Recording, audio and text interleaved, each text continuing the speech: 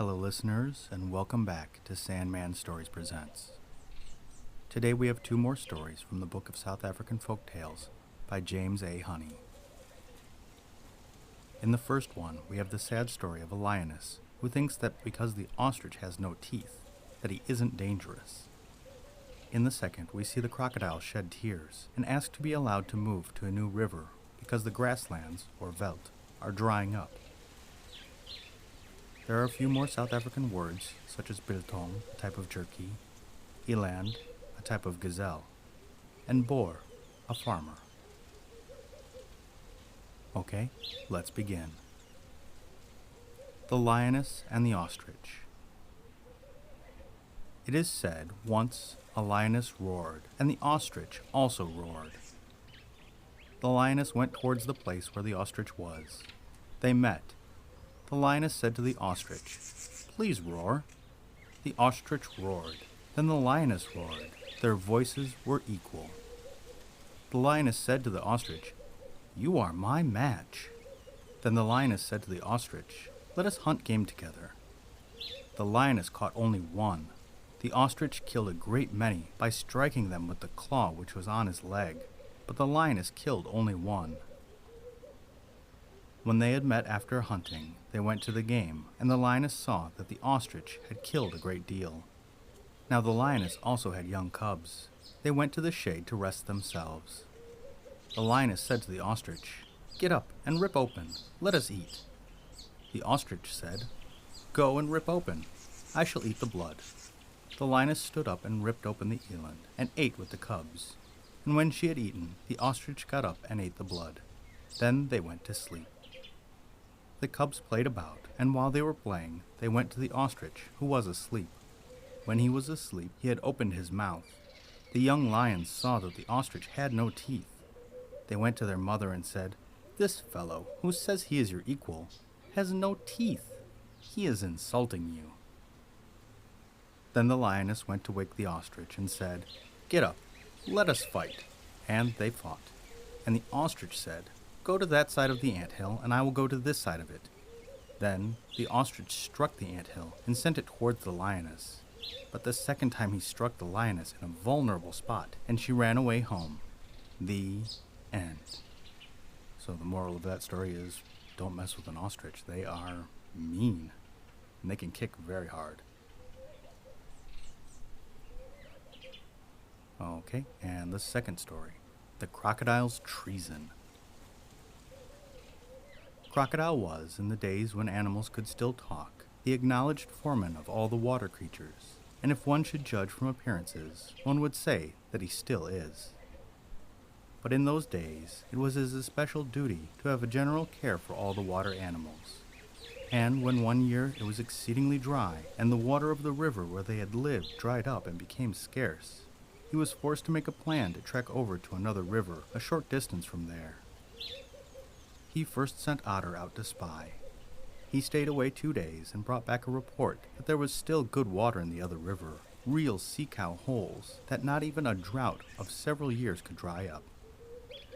After he had ascertained this, Crocodile called to his side the tortoise and the alligator. "Look here," he said. "I need you two tonight to carry a report to Lion, so then get ready. The veld is dry, and you will probably have to travel for a few days without any water. We must make peace with Lion and his subjects, otherwise we will utterly perish this year. And he must help us to trek over to the other river, especially past the Boer's farm that lies in between, and to travel unmolested by any of the animals of the veld, so long as the trek lasts. A fish on land is sometimes a very helpless thing, as you all know." The two had it mighty hard in the burning sun and on the dry veld, but eventually they reached the Lion and handed him the treaty. "What is going on now?" thought Lion to himself when he read it. "I must consult Jackal first," said he. But to the commissioners he gave back an answer that he would be the following evening with his advisors at the appointed place, at the big Varlin willow tree at the farther end of the hole of water, where Crocodile had his headquarters. When Tortoise and Alligator came back, Crocodile was exceedingly pleased with himself at the turn the case had taken. He allowed Otter and a few others to be present, and ordered them on that evening to have ready plenty of fish and other eatables for their guests under the Varland willow. That evening, as it grew dark, Lion appeared with Wolf, Jackal, Baboon, and a few other important animals at the appointed place, and they were received in the most open-hearted manner by Crocodile and the other water creatures. Crocodile was so glad at the meaning of the animals that he now and then let fall a great tear of joy that disappeared into the sand. After the other animals had done well by the fish, Crocodile laid bare to them the condition of affairs and opened up his plan. He wanted only peace among all animals, for they not only destroyed one another, but the boar, too, would in time destroy them all. The boar had already stationed at the source of the river no less than 3 steam pumps to irrigate his land, and the water was becoming scarcer every day. More than this, he took advantage of their unfortunate position by making them sit in shallow water, and then, one after the other, bringing about their death. As Lion was, on this account, inclined to make peace, it was to his glory to take this opportunity and give his hand to these peacemaking water creatures, and carry out their part of the contract, namely, escort them from the dried-up water past the boar's farm into the long sea-cow pools. "And what benefit shall we receive from it?" asked Jackal. "Well," answered Crocodile, "the peace made is of great benefit to both sides. We will not exterminate each other. If you desire to come and drink water, you can do so with an easy mind, and not be the least bit nervous that I, or any one of us, would seize you by the nose, and so also with all other animals. And from your side, we are to be freed from Elephant, who has the habit, whenever he gets the opportunity, of tossing us up with his trunk into some open, narrow fork of a tree, and there allowing us to become biltong." Lion and Jackal stepped aside to consult with one another, and then Lion wanted to know what form of security he would have that Crocodile would keep his part of the contract.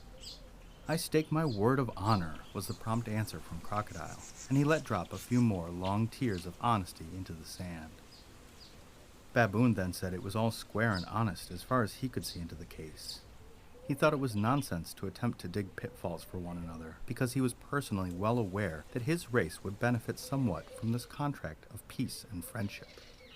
And more than this, they must consider that use must be made of the fast disappearing water, for even in the best of times it was an unpleasant thing to always be carrying your life about in your hands.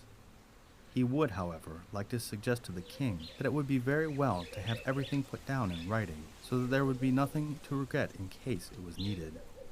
Jackal did not want to listen to the agreement. He could not see that it would benefit the animals of the veldt. But Wolf, who had fully satisfied himself with fish, was in an exceptionally peace-loving mood, and he advised Lion again to close the agreement. After Lion had listened to all of his advisors, and also to the pleading tones of Crocodile's followers, he held forth in a speech in which he said that he was inclined to enter into the agreement, seeing that it was clear that Crocodile and his subjects were in a very tight place. There and then a document was drawn up, and it was resolved before midnight to begin the trek. Crocodile's messengers swam in all directions to summon together the water animals for the trek. Frogs croaked and crickets chirped in the long water grass. It was not long before all the animals had assembled at the Varland willow. In the meantime, Lion had sent out a few dispatch riders to his subjects to raise a commando for an escort, and long ere midnight these were also at the Varland willow in the moonlight. The trek was then regulated by Lion and Jackal. Jackal was to take the lead, to act as spy, and when he was able to draw Lion to one side, he said to him, "See here, I do not trust this affair one bit, and I want to tell you straight out, I am going to make tracks.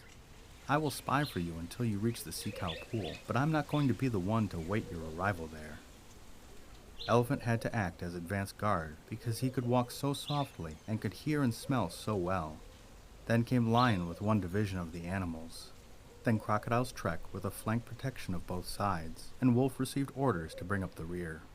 Meanwhile, while all this was being arranged, Crocodile was smoothly preparing his treason. He called Yellow Snake to one side and said to him, "It is to our advantage to have these animals, who go among us every day, and who will continue to do so, fall into the hands of the boar. Listen now, you remain behind unnoticed, and when you hear me shout, you will know that we have arrived safely at the sea-cow pool. Then you must harass the Boer's dogs as much as you can, and the rest will look out for themselves. Thereupon the trek moved on. It was necessary to go very slowly, as many of the water animals were not accustomed to the journey on land. But they trekked past the Boer's farm in safety, and toward the break of day, they were all safely at the sea cow pool. There, most of the water animals disappeared suddenly into the deep water, and Crocodile also began to make preparations to follow their example. With tearful eyes, he said to the lion that he was oh so thankful for the help that, from the pure relief and joy, he must first give vent to his feelings by a few screams.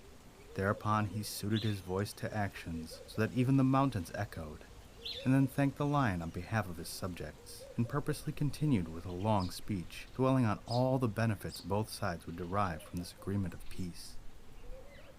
Lion was just about to say good day and take his departure when the first shot fell, and with it Elephant and a few other animals. "I told you all so," shouted Jackal from the other side of the sea cow pool. "Why did you allow yourselves to be misled by a few crocodile tears?" Crocodile had disappeared long ago into the water. All one saw was just a lot of bubbles, and on the banks there was an actual war against the animals. It simply crackled the way the Boers shot them, but most of them, fortunately, came out of it alive. Shortly after, they say, Crocodile received his well-earned reward when he met a driver with a load of dynamite. And even now, when the elephant gets the chance, he pitches them up into the highest forks of the trees. The end. I much prefer the second story to the first, especially for just the storytelling value. I changed the ending of the first one just because it ended with a kick to the liver and a dead lioness. Instead, I felt learning a lesson would be more important. In the second story, I enjoyed how the crocodile shed a tear, and the jackal was smart enough to see through it. I'd never trust a wild animal with anything, and even less after this. If you enjoy these stories and want to get a hold of me, you can find me on Twitter at StoriesSandman, Facebook and Gmail at Sandman Stories Presents, and my Instagram is just pictures of me and Dee Dee, the dog, and traveling in Korea, but I think that is Sandman Stories Presents too. And the podcast shoutout is to Wine and Dine Storytime. It is a comedy podcast that shares food and wine recommendations while telling a collection of incredible true stories. Nydia, Cindy, and Dana find stories from our near or distant history, retell it for our entertainment, and finish it all off with a gourmet meal. The story might be true crime or people of interest, or just something strange that interests them. You can tell that they are friends and their chemistry is fantastic. So go listen to their pod, and if you like it as much as I do, go and give them a 5-star rating on Podchaser, Good Pods, or iTunes. And the listener shout-out is to Leinster in the Republic of Ireland.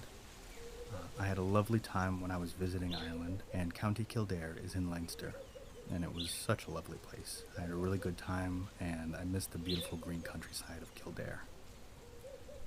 Today I'm attempting to speak Irish Gaelic, and I've had a little bit of help with this from the Mother Folklore curator. So big shout out to Mother Folklore, a wonderful Irish and Hiberno English podcast that sadly has ended, but the 3 hosts have not ended their stuff. They're still doing other stuff. But Derek O'Shea helped me out with this a little bit, and he tweets as @theirish4. Govrema agwif agus ihe iheva. Thank you, and good night.